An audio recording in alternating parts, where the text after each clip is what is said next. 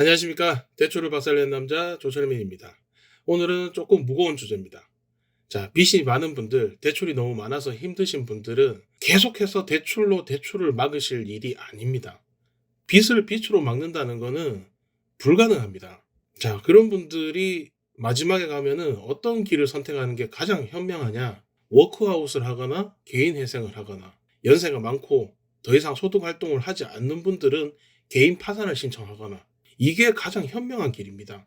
대환대출만 되면, 채무통합만 되면 뭐가 되겠지, 이런 생각을 갖고 대출을 자꾸 대출로 해결하시려고 하는 분들이 많은데, 저의 대출 인생 17년 경력을 걸고 말씀드립니다. 불가능합니다. 없습니다.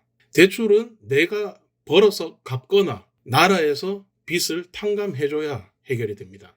개인 사채 쓰다가 은행으로 갈아탄다고 해서 원금이 줄어듭니까? 이자? 그거 별 차이 없습니다. 자, 직장을 다니거나 사업을 하시는 분들이 선택할 수 있는 거는 개인 회생 또는 워크아웃을 해야 되는데, 둘 중에 어떤 게 유리합니까? 라고 물어보실 거예요.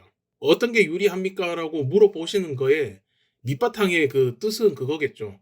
이런 거를 하더라도 내가 앞으로 금융거래가 문제가 없거나 살아가는데 별 지장이 없거나, 이런 거를 물어보시는 걸 건데, 글쎄요, 물론 더 약한 거는 워크아웃 쪽이 좀 더 약한 제도는 맞습니다. 그런데 우리가 빚 때문에 힘들어서 선택하는 거라면 어떤 거를 선택하는 게 맞는지, 그걸 따져본다면 저는 개인 회생이 훨씬 맞다고 생각을 합니다. 자, 왜 그러냐 하면, 워크아웃 같은 경우는 내가 갖고 있는 빚의 이자만 탕감을 해주는 것이지 원금 감면은 거의 해주지 않습니다. 원금은 그대로 내야 돼요. 제가 오늘 영상 처음에도 얘기 드렸지만, 대부업에서 19.9%짜리 쓰다가 은행에서 5%로 갈아타면 뭐 완전 인생 달라질 것 같이 생각이 들겠지만, 이자 놓고 따져보면 별 차이 없습니다. 그러니 워크아웃으로 이자만 탕감을 해봤자 원금 때문에 어차피 죽어요. 그런데 개인 회생을 하면 어떻게 되나요? 개인 회생을 하면 요즘은 변제 기간이 3년이죠. 예전에는 5년까지 해야 돼서 너무 힘들었겠지만 3년이면 중학교 3년, 고등학교 3년 금방 가죠. 그렇게 생각하셔야 됩니다. 자, 그리고 내가 소득을 벌고 있는 중에 그나마 최저생계비, 내가 먹고 살 수 있을 만큼의 돈은 빼고 나머지 금액으로 변제 계획을 세우기 때문에 아껴서 살면 3년 안에 내가 갖고 있던 빚 다 청산할 수 있습니다. 자, 여러분들 그 대출도 더 이상 안 나오는 상태에서 신용 점수도 바닥이고 이런 상태에서 3년 동안 회사 다니면서 사업하면서 그거 벌어서 갚을 수 있습니까? 못 갚습니다. 내가 빌린 돈이니까 내가 갚아야지, 이런 답답한 생각을 하고 계시면 안 됩니다. 워크아웃을 하셔도 어차피 공공기록 정보가 남고요. 개인 회생을 하셔도 공공기록 정보가 남습니다. 그 기록은 어차피 3년 갑니다. 결론적으로는 3년 동안은 이걸 하나 저걸 하나 인생 괴롭기는 마찬가지예요.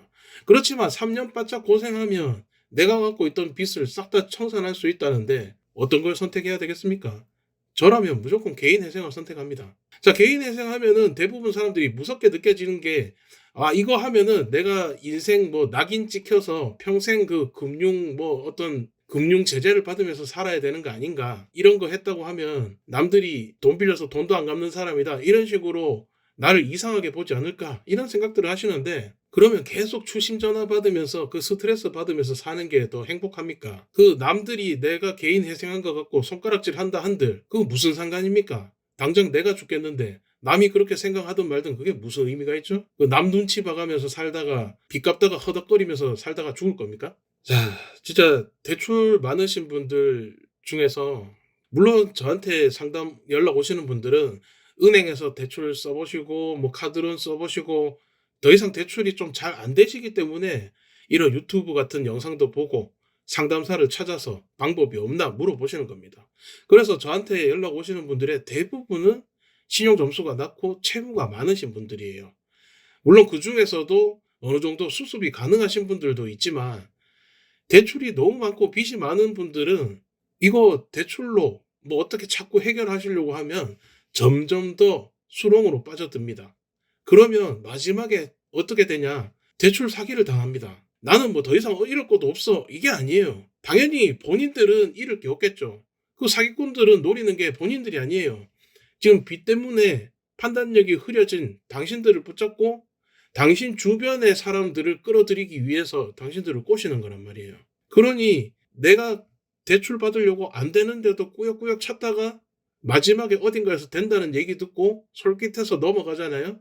그러면 내 주변의 친구, 친척, 가족들을 끌어들여서 같이 죽는 겁니다. 자, 그런 길까지 가지 마시고 개인 회생 상담을 받으셔가지고 개인 회생 통해서 빚을 3년 만에 정리하시는 쪽으로 선택하시는 게 훨씬 현명하고 빠르게 빚을 해결하는 길입니다. 혹시 개인 회생을 전문으로 하고 있는 변호사나 법무사의 사무장님들이 이 영상을 보고 계신다면 저렴한 비용으로 개인 회생을 진행해 줄 수 있으시다면 저랑 상담하셨던 고객분들 중에 개인 회생이 꼭 필요하신 분들은 소개를 해드리도록 하겠습니다.